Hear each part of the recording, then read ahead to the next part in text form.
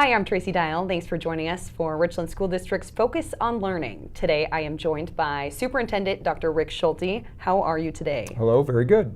Good. Well, we're here to talk about the bonds. We've had a couple of them here at the Richland School District over the last few years, and the 2013 bond, I think it's a good reminder to let people know how much bang they got for their buck. Yeah, we did an extraordinary job with the 2013 bond. That bond was $98 million in local money, and we got matching money from the state of about $74 million, so we're having $172 million of new construction projects. That's incredible, and there were quite a few projects on that bond. Absolutely. We will have finished 5 elementary schools, a middle school, the visitor site of Fran Risch Stadium, new HVAC system at Chief Joe, so a lot of different projects. And a lot of them, there's a whole new design process going along with these schools, isn't there? You know, the 4 of the 5 elementary schools were done in the same design. So we did a prototypical design so that Marcus Whitman, Lewis and Clark, Sacagawea, and Jefferson are all one design. Orchard is a different design because we had to do a 1-story building there. But those other 4 schools are a prototypical design that we will also use in our 5th elementary school with the 2017 bond. That's incredible, and I think we have an image of Marcus Whitman that kind of shows what's going on with those new design processes. And you can see that this is a school that has a lot of light, so some of the windows there are part of our energy efficiency. They allow natural light into the building so that we don't need as much artificial lighting. We have LED lights though there that are very highly efficient. The windows themselves are all double pane windows. We have a heating and ventilating system that's rated at 96% efficiency, so it's a very energy efficient building. And the HVAC, even, you were telling me, the roofs are tinted, and this is sort of different. The roofs are tinted and sloped, so all of the HVAC equipment, the coolers and the boilers are all under protection. They're not on the rooftops, so they're not exposed to the climate, and so that our technicians could get in there and maintain them and repair them on a regular basis regardless of the weather. So efficient on very many levels. Absolutely. And also safety has been a big concern in moving forward. You know, all the national attention on problems that happen at schools, so we did incorporate a number of safety items in there. We have concrete barriers in front of the school to prevent accidental or intentional driving into the school. We have electronically closed doors that can be locked from a central location to keep people out when we need to do that. We have a vestibule that visitors have to be buzzed into so that we can control who's entering the school, and we can check their ID or make sure that they are allowed into the school. So a variety of different emergency and safety features built in. Well, that is very important for our young ones and our staff out there. Absolutely. That was one of our high priorities. And the last project on the 2013 bond is Jefferson Elementary. We've begun construction on that. They're doing the CMU walls right now. We've already got the foundation in place. The school is due to be open in August of 2018, about a year from now. It'll be full of students. We're really enthused about that. It's right on GWA, so it's very visible. And the playground will be actually behind the school, so it'll be protected from GWA. It'll be the same design as Marcus Whitman and the other schools, so we can do it quickly and efficiently and know what we're getting. So almost done with the 2013 bond, and then this year, the amazing voters out there approved yet another bond for Richland School District. They did, and one of the things that we are experiencing, as all the Tri-Cities are, is rapid growth. We grew by 400 students this year alone compared to last year this time, and we expect to continue growing by about 400 students every year for the foreseeable future. So we're going to continually be building schools for new enrollment. The school that we have here, do you see Jefferson there? That design is the same design that we're going to use for elementary number 11, which will be built on Belmont Boulevard in West Richland. And that school is in the design phase right now. We have to do site design, site planning. There you see an example of elementary number 11, almost exactly identical to Jefferson Elementary. The site will be a little bit different because it's a different place. It's a little bit more of a slope to the site, and so we have to do site design, but the building itself will be almost entirely identical. Now, with this $99 million bond that was approved this year, what are some of the other projects aside from this new elementary? Well, we have 2 new elementaries, elementary number 11 and elementary number 12, and then we will replace both Badger Elementary and Tapteel Elementary. Both of those schools are about 45 years old. They don't meet current seismic codes. They're not large enough. They don't have both cafeteria and gym. So those two schools will be replaced along with the new schools numbers 11 and 12. So a lot of big things going on.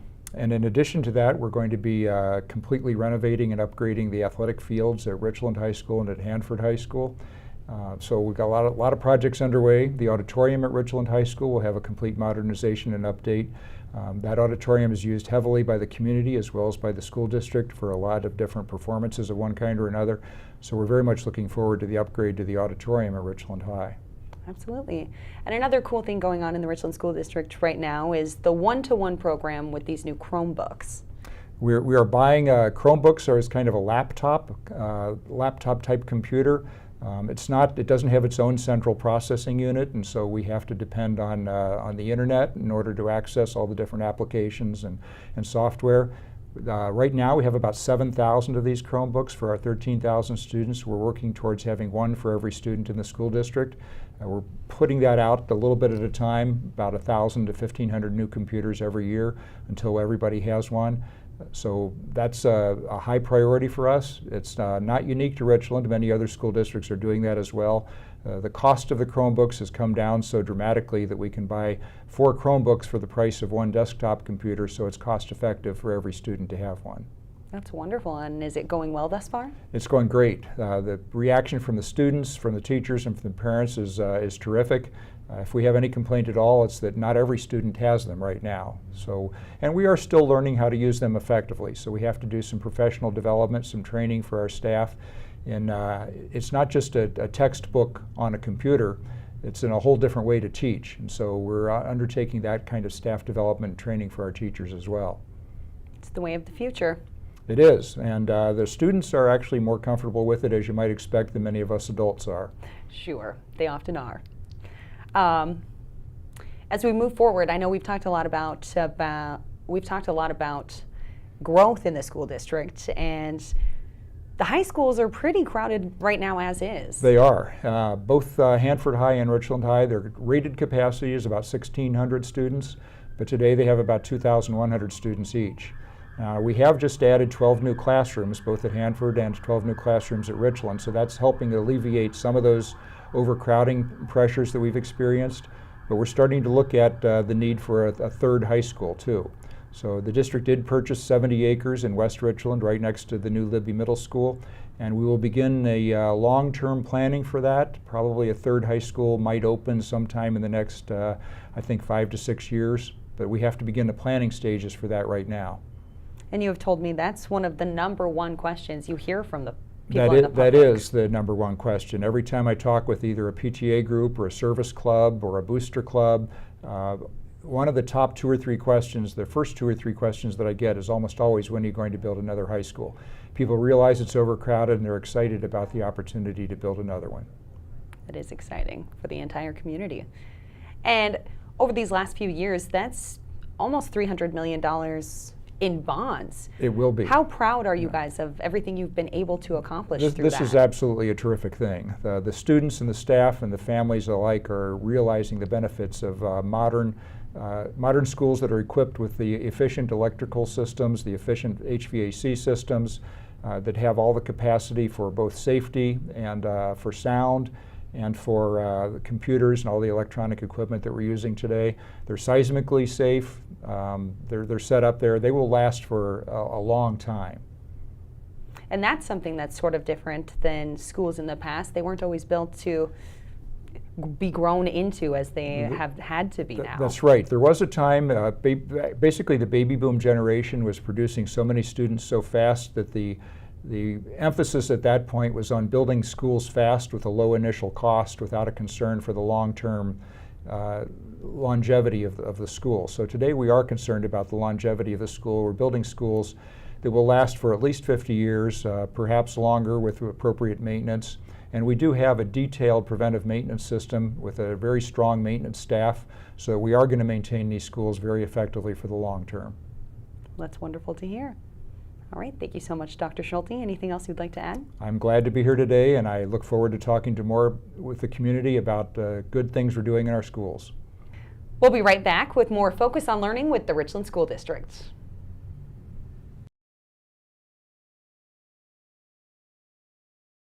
Welcome back to Focus on Learning with Richland School District. This time I'm joined by Leona Libby Middle School Principal Andre Harganani. Andre, how are you today? I'm doing great. Well, thank you for joining me. Well, thank you for having me. You kind of started this school. Yes, I kind of did. But it wasn't just me. There was a whole core team that the district helped assemble, where we had teachers, parents, students, industry professionals all come together and plan out what this school would become. And it is something different. This is a STEAM school. It's the first STEAM school in the Richland School District, and we've heard of STEM schools. So, Right. Andre, what's a STEAM school then? Well, a STEAM school makes sure that we integrate the arts with STEM. So it's not just the technology and the engineering, but also how does the arts play into all of that? And helping the students see how all of this is integrated in all their courses, so that their subjects, like even in science, it's not just that science is now a STEM course, but how are we integrating engineering and the arts and technology into that science course to make it a STEAM course. So integration, not just emphasis on these. Right. And that is really cool. In fact, some of those programs you're working on are things like the science of dance. That's correct. So actually, two of our core team members, one who works over at LIGO and the other one at Mid-Columbia Ballet, met in the core team, and they had this idea of interpretive dance of gravitational waves. And so they actually started it as an after-school program at one of the other middle schools, and then decided that we would write a grant with ArtSWA so that it could become one of our interdisciplinary projects that we're doing in our school. And that's one of 3 grants the school has already been approved on. Yes, that's correct. So we also received a grant that helps fund part of our makerspace area, the Smart Lab, and then we received a 3rd grant to start the first Science Bowl team in a middle school, so that not only will there be a Science Bowl team at Hanford and Richland, but now also at Leona Libby. Why is it important to keep these electives or even grow into these newer electives? Well, we wanted to make sure that all the students' interests are met, and so we wanted to make sure we were continuing the orchestra and the band and the drama and the art classes that they were very familiar with, but then also add on the makerspace class, the robotics class, the computer science discoveries, production, broadcasting and production, CAD, all these other things that weren't available to students before. That's very important. Very cool that they're offered. Yes, and there's a lot of excitement that the students are seeing. In fact, I think that helped with the excitement of the new school was when the students got to choose from these many, many electives, and then I heard the buzz around town and all these families coming about how excited their 5th grader was to go to middle school, went from trepidation and fear to excitement because of all the elective choices. Oh, that is a good change in how that usually goes. Yeah. And things are really focused on project-based learning at Leona? Yes, that's right. So all the teachers went through a training this summer on how do you create projects that students can learn through rather than is simply an extension of what they learned. So sometimes when you think of projects, you think, okay, we've learned everything, now let's have a project to apply it. But that's sort of just adding a dessert at the end. We wanted the projects to be the meal, where through engaging in the project, you're learning the content that you're supposed to be learning. And so all the teachers were trained for 3 full days, and not only that, but we invited industry professionals to join us. So we had 4 scientists and engineers from PNNL who stayed with us during those 3 days to help sit with the various teachers and start planning the projects that we're going to be implementing this year. So PNNL was there with you guys. Yes. Who else? Well, as part of the core team, like I mentioned, we had representation from LIGO, from Mid-Columbia Ballet, from the Washington State Department of Ecology, Washington State University Tri-Cities. Gosh, we had a chemist from somewhere, Curion Viola. We had various people coming in with different expertise, because my concern was we don't want to just call it a STEAM school. We want it to actually be an authentic STEAM school. How is what the students are learning in their classes actually related to what they could be doing in real life and what their parents might be doing in the community? So now some of those projects are starting to take that focus. So for instance, in the 7th grade, they're looking at the health of the river. How do scientists define the health of a river, right? What is actually happening? So we learned from one of the industry professionals that joined us at the PBL training that they actually put robots in the river to test how healthy the river is, right? And so incorporating that into the actual project that the students will be doing was very important. And this has also been, it's sort of a whole new way of teaching. Not only is it this whole new curriculum style, but you're also doing everything on the Chromebooks. That's right. So the district has a strong initiative where across the district, every student will have a Chromebook, and there'll be a strong emphasis on instructional technology. We happen to be the first school where we checked out the Chromebooks to each and every student. And that happened on orientation before school even started. Each student was checked out this Chromebook, which they'll keep throughout the school year. And so that created this shift in how students learn, right? Because now teachers can go more from lecturers to coaches, right? Because the teachers don't have to convey all the knowledge to the students. Now the students can go on their Chromebooks, they can go up and look up various resources, become more self-directed in finding the knowledge that they need to know. So then the teachers can coach them on where they should be going to find this knowledge. What can we do with this knowledge, right? How do we apply it? How do we extend it? How do we integrate all the different things that we're learning? And then can test the students and get much more timely and immediate feedback so that they can start using that data to help the various needs of the various students. So we can see exactly how one student is doing versus another student. Let me go help this student on this concept that they're struggling with. Let me help this student on this concept that they're struggling with. Oh, this student is going way ahead. Okay, what other things can I get that student excited about? So that it can become much more individualized and personalized through the technology. Now, of course, that's a huge shift. Teachers are learning how to do that just as students are learning how to adapt to this new environment. So how is that adaptation going for everyone? Well, it's week 4, and so every day I think is getting better as not only the students but the teachers become more comfortable with the fact that every student has a device, that we can put resources to different students to meet their needs, that we don't have to wait, oh, I forgot to get this thing done, I got to go rush make copies right away. Instead, you could just stick it on the learning management system and it's there, right? So you can make a lot more adjustments much quicker. And speaking of the learning management system, you guys recently adopted one to use called Canvas. So for those of us out there who don't know what a learning management system is or why it's needed, can you explain? Yeah, sure. So because everything is done on the computer, or not everything is done, but a lot is being done on the computer, we needed a way to manage that. How do you organize everything that's on the computer? And so pretty much every university has adopted a learning management system. And so those of you who may have gone to college recently or know someone who's gone to college recently, you're probably familiar with some sort of learning management system. And here in the state of Washington, most of those colleges and universities use Canvas. And so the district actually recognized that as we move towards the one-to-one initiative, that the district would need to adopt a learning management system. So that wasn't something that Libby decided, but that was something that the district decided. And so then the head of instructional technology formed a committee, and they looked at the various LMSs and determined that Canvas was the one that would best meet our needs. And it helps with organization, accessibility for students and staff, right? Oh yeah, so all the assignments can be on there. You can organize them in modules, which would be like units or subunits. The students can take their assessments on there. All the grading can take place on there. It goes directly to the grade book. So it's really a one-stop shop for everything online. And that's helpful. Yes.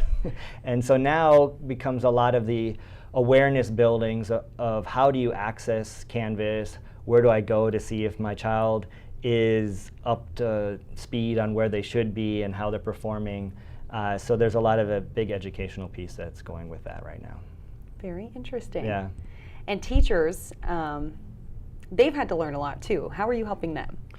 Yes, so it's been a very busy summer for the teachers and very busy 4 weeks for the teachers. And so I've been trying my best to be just very encouraging, and the teachers have been very resilient, not only in learning the new way of teaching, the new software, everything like that, but then all the technology glitches that come along with that, right? It's a new building. We had new wireless ports and all the issues that came with that, and making sure that that's all working. The Chromebooks, where maybe some Chromebooks could connect but not others, right? So it took a couple weeks to really get through all of this and just keep on pushing through to make sure that everything is smooth, and we can actually now where everybody's on, everyone can get on their Chromebook, everything's working smoothly. But there were a lot of these little glitches along the way. I think teachers and students expected that in a new building, and especially with a new initiative, and so everyone's been showing a lot of resilience. That's wonderful. Yeah. And finally, I know there's a lot of focus on getting these kids to be independent learners. Yes. So much so that there's a lot of push on goal orientation for the 6th graders. Yes, so our 6th grade team's been doing a really good job of making sure that the students are setting goals for their learning. So they know, what is my goal for the week? And not only what is my goal for the week, but how do I think I'm going to achieve that goal? And then every week, the teachers are checking in with the students. Okay, what was your goal? Did you meet your goal? Did your idea of how you would meet your goal work or not? What might we have to adjust for next week? So that the students are not just being sort of pushed into what they need to do, but they are the drivers of their education. So much so that there's no longer the teacher dictating when the test is. It's not like, all right, everybody, today is a quiz or a test. The students are deciding when they're ready to take the test or quiz. And it's been exciting to see, because I was in a classroom the other day, and as soon as the teacher was like, all right, everybody, let's start working on wherever you left off, right away a line formed by the teacher with students requesting to take the test. And normally you wouldn't see students so excited about taking a test, and they had to tell the teacher why they felt they were ready to take it. So it's a huge shift. It's very cool. Yeah. All right. Principal Harganani, I think there's a lot of big things happening at Leona Libby Middle School. Yeah. And some strong educational foundations being built there. Thank you. All right. Thanks so much. Yes. And we'll be right back with more Focus on Learning with Richland School District. Welcome back to Focus on Learning with the Richland School District. Once again, Dr. Rick Schulte, Superintendent, is here to talk with us, this time about levies. So we've talked a lot about bonds today. Bonds are for building, levies are for learning. That's what I've always learned. That's a good point, yes. But now there's a change in the levies. The state did change the levies. We used to talk about an M&O levy, or a maintenance and operations levy. Now we're going to talk about an enrichment levy. And the state has defined what counts as enrichment, and so therefore what can be included in the levy. So some of the things that count as enrichment, or have always counted as part of our levy, activities, extracurricular activities, athletics, band, music, all the things that we do after school, those all count as extracurricular activities, and those will be included in the enrichment levy. In addition to that, any extra time, any extra courses that we spend, any extra days that we spend, extra professional development training for our teachers, all of that counts as enrichment, so that will be incorporated into the levy. All right, so that's fairly easy to understand. As far as taxpayers go, though, what sort of change will be for the rest of us? The state has also made a significant change on that. So the state has set a maximum local levy rate, and that local levy rate will be about $1.50 per thousand, which is less than half of what we've been levying in the Richland School District. So taxpayers will experience a decrease in their property taxes beginning in about 2019. So the 2018 levy has already been set in the last election. But beginning in 2019 and continuing for 4 years, we will have a levy rate of no more than $1.50 per thousand. Again, that's less than half of what we have been levying. That's good news, and that will be coming up in the February ballot. That will be in February of 2018, and then the taxes that are collected for that will be in 2019, 20, 21, and 22. So we will be getting out much more information to the community as time goes on. The school board hasn't finalized their decision on the levy yet, so we still have some decisions to make. We may be proposing a second levy, a technology levy, to support the computers that were becoming essential in all of our schools, and we will be considering whether or not we need to have that second levy as well. But even with the second levy, there will be a significant tax reduction for the local property taxpayers. And these could potentially be longer than years prior too as well? Past levies have always been 2-year levies in Richland, and we are looking at a 4-year levy because we don't need to worry about some of the uncertainty that we previously worried about. The legislature has taken some of that uncertainty off of our plate, so we can look at a longer-term levy now.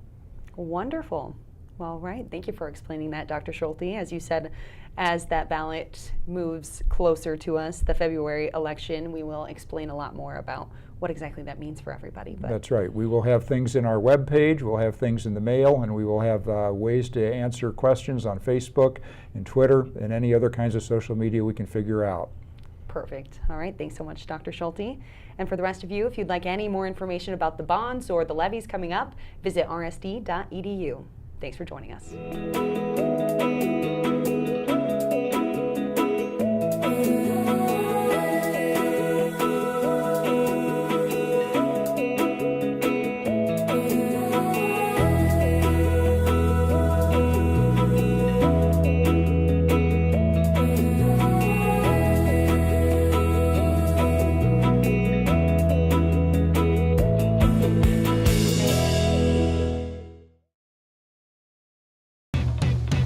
I just wanna be cool, I just wanna be alright. I wanna stand where people plan to party all night.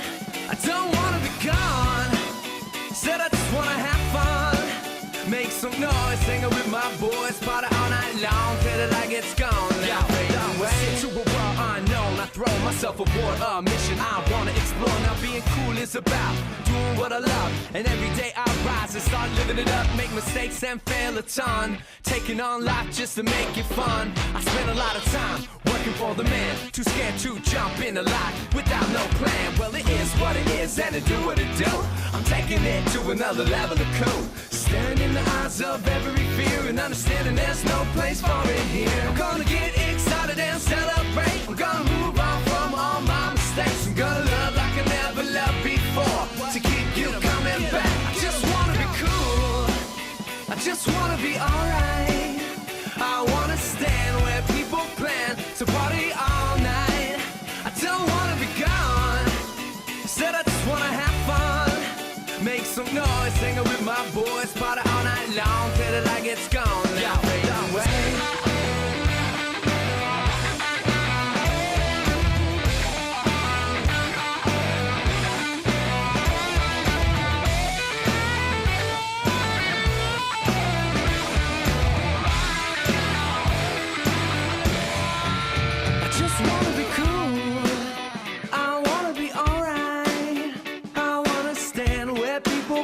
To party all night, I don't wanna be gone, said I just wanna have fun. Make some noise, singing with my boys, party all night long till the light gets gone. I just wanna be cool, I just wanna be alright. I wanna stand where people plan to party all night. I don't wanna be gone, said I just wanna have fun. Make some noise, singing with my boys, party all night long till the light gets gone.